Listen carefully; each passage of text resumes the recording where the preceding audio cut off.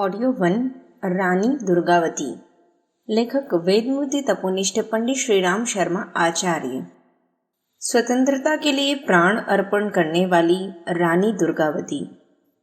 मानव सभ्यता के आदिकाल से नारी का कार्यक्षेत्र घर माना गया है। वही संतान की जननी, पालन करने वाली और संरक्षिका है। पुरुष को वह जैसा बनाती है वह प्रायः वैसा ही बन जाता है। इस दृष्टि से यदि उसे मानव जाति की निर्माण कर्त्री कहा जाए तो कोई अतिशयोक्ति नहीं है। वैसे प्रकृति ने नारी को सब प्रकार की शक्तियां और प्रतिभाएं पूर्ण मात्रा में प्रदान की हैं, पर ग्रह संचालन की जिम्मेदारी के कारण उसमें नेतृत्व और पत्नीत्व के गुणों का ही विकास सर्वाधिक होता है। उसको अपने इस क्षेत्र से बाहर निकलने की आवश्यकता बहुत कम पड़ती है, पर जब आवश्यकता पड़ती है तो वह अन्य क्षेत्रों में भी ऐसे महानता के कार्य दिखाती है कि दुनिया चकित रह जाती है। यद्यपि वर्तमान समय में परिस्थितियों में परिवर्तन हो जाने के कारण स्त्रियां विभिन्न प्रकार के पेशों में प्रवेश कर रही हैं और शिक्षा, व्यवसाय, कला, उद्योग धंधे, सार्वजनिक सेवा आदि अनेक क्षेत्रों में पर्याप्त संख्या में स्त्रियां दिखाई पड़ने लगी हैं।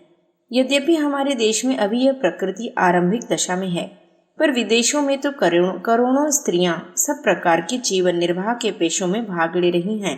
यदि यह कहा जाए कि इंग्लैंड, अमेरिका, रूस आदि देशों की 3/4 से अधिक स्त्रियां गृह व्यवस्था के अतिरिक्त अर्थोपार्जन और समाज संचालन के अन्य कार्यों में भी संलग्न हैं, तो इसे गलत नहीं कहा जा सकता। पर एक क्षेत्र ऐसा अवश्य है जिसमें हमारे देश तथा अन्य देशों की स्त्रियों ने बहुत कम भाग लिया है। वह है सेना और युद्ध का विभाग। हमारे देश में बहुत समय से नारी को कभी इस कार्य के लिए उपयुक्त माना ही नहीं गया और इसलिए उसका एक नाम अबला भी रख दिया गया है। लोगों का ख्याल है कि अधिकांश में घर के भीतर रहने से स्त्रियों में दुर्धर्षता का वह गुण उत्पन्न ही नहीं हो पाता जो सैनिक कार्यों के लिए आवश्यक है। पर फिर भी कोई यह नहीं कह सकता कि स्त्रियां इस क्षेत्र में कुछ कर ही नहीं सकती। यद्यपि सामाजिक परिस्थितियां तथा नियमों के कारण ऐसी अवसर बहुत कम आते हैं, पर समय समय पर ऐसी वीरांगनाएं उत्पन्न हुई हैं जिन्होंने वीरता तथा युद्ध संबंधी कार्यों में पुरुषों से अधिक साहस और योग्यता दिखलाई है। ऐसी एक वीर नारी तो हमारे समय ही हो चुकी है। वह थी झांसी की रानी लक्ष्मीबाई, जिसने सन 1857 के स्वाधीनता संग्राम के इतिहास में अपना नाम अमर कर दिया है। यद्यपि गदर में सैकड़ों ही सरदारों, राजाओं और नवाबों ने भाग लिया था, पर इतिहासकार मुक्त कंठ से स्वीकार करते हैं कि उनमें से किसी ने झांसी की रानी से बढ़कर शौर्य वीरता का परिचय नहीं दिया। झांसी के किले में और कालपी तथा ग्वालियर युद्ध क्षेत्रों में उसने जैसा पराक्रम, युद्ध संबंधी कुशलता दिखाई, उस पर मुग्ध होकर अंग्रेजी सेनाओं के मुख्य सेनापति और युद्ध कला में निष्णांत सर ह्यू रोज ने अपने संस्मरणों में स्पष्ट लिखा है कि भारतीय विद्रोही दल में अगर कोई मर्द था तो वह झांसी की रानी ही थी। इसीलिए हम आज भी गांव-गांव और गली-गली में बच्चों के मुख से भी सुनते रहते हैं, खूब लड़ी मर्दानी वह तो झांसी वाली रानी थी। अकबर का मान मर्दन करने वाली दुर्गावती एक ऐसी ही वीरांगना आज से लगभग 400 वर्ष पहले भी हुई थी। उस समय भी सम्राट अकबर के दबदबे से बड़े बड़े राजा उसके अधीन हो गए थे। जयपुर, जोधपुर, बीकानेर आदि के प्रसिद्ध क्षत्रिय नरेशों ने अकबर की अधीनता ही स्वीकार नहीं कर ली थी, वे उसके सहायक भी बन गए थे। एकमात्र चित्तौड़ के महाराणा प्रताप सिंह को छोड़कर किसी राजा ने अकबर का सामना करने का साहस नहीं किया।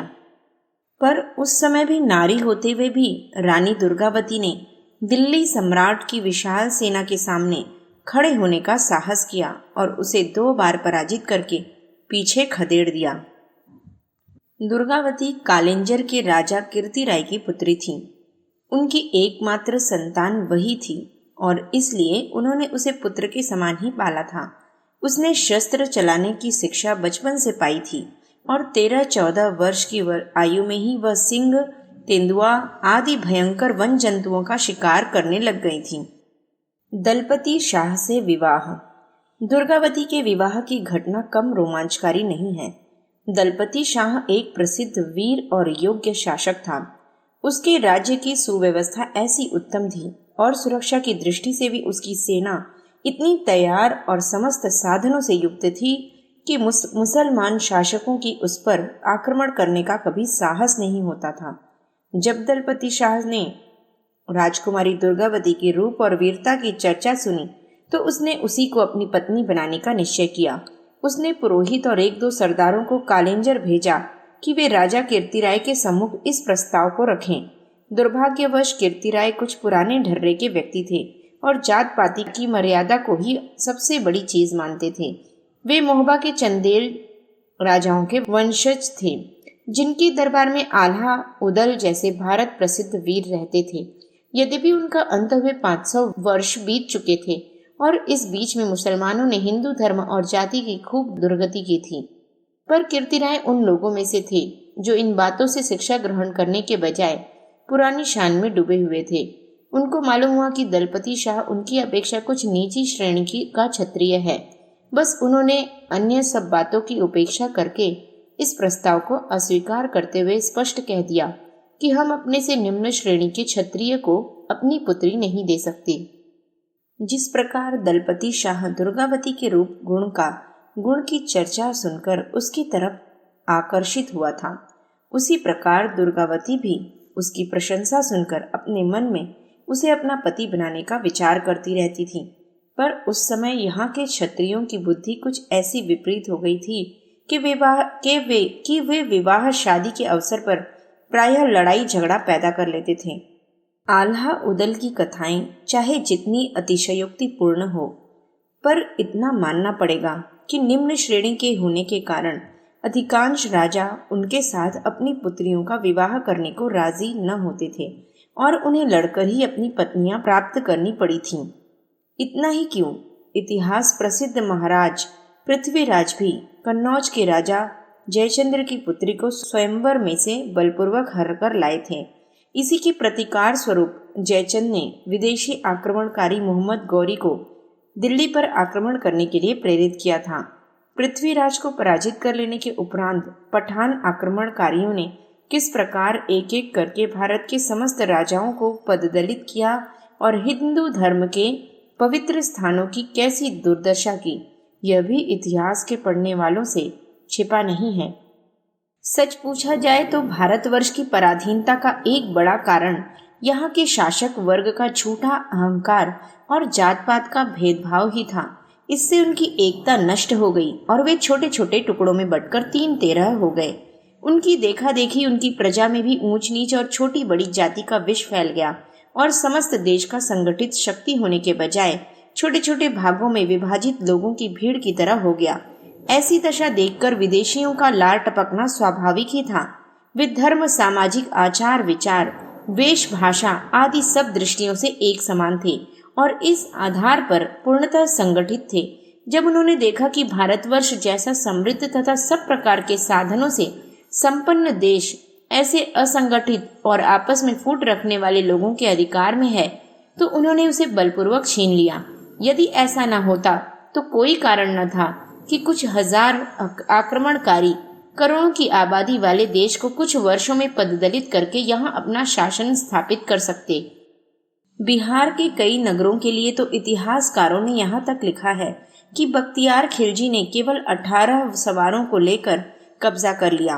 कीर्तिराय की अहमन्यतापूर्ण उत्तर को सुनकर दलपति राय को बुरा लगा और उसने एक शक्तिशाली सेना लेकर कालिंजर पर हमला कर दिया। कीर्तिराय भी वीर था, पर दलपति राय उसके मुकाबले नई उम्र का जोशीला व्यक्ति था। उसने 2-4 मुठभेड़ों के बाद ही, जिनमें सैकड़ों वीर मारे गए, कालिंजर पर अधिकार कर लिया। फिर भी उसने पराजित कीर्तिराय से किसी प्रकार का दुर्व्यवहार नहीं किया और उसकी कन्या दुर्गावती की उसी प्रकार याचना की मानो कोई बात ही न हुई हो। उसकी सज्जनता देखकर कीर्तिराय को अपनी करनी पर बड़ा पश्चाताप हुआ और उसने विधिपूर्वक दुर्गावती का विवाह उसके साथ कर दिया।